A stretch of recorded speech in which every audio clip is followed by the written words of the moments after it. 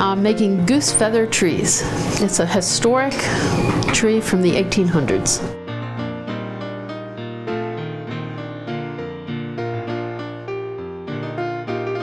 They say that Martin Luther, who was a German pastor, was walking through the woods, saw some stars twinkling through the evergreens, and decided he would put candles on a tree in church to represent Jesus as the light of the world. And the people really liked it, so they started to cut trees and bring them into their home and put candles on them. So they were destroying the lumber industry.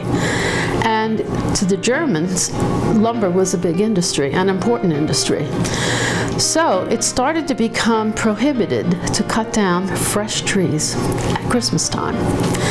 But we don't know who thought of it, but the Germans are fairly ingenious people at that time. So they had geese. The goose has the down and other fine feathers, but they had a skinny feather, a long skinny feather that's only about 1/4 of an inch wide.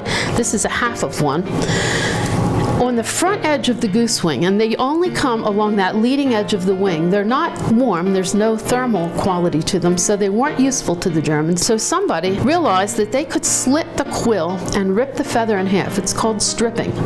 So you end up with half of a biot. These are called B-I-O-T, the goose biot, and it has the quill, you can even touch it, on one side and some feathers on the other. But look what happens when you roll it around. It automatically opens up to this perfect little pine needle or fir needle pointy thing. They would use little strips of fabric and hide glue, or glue that they had made out of hides or hooves. And you put the pointy end down and you fasten the feather, and this doesn't go fast. You get about 1/4 to 1/2 an inch per feather.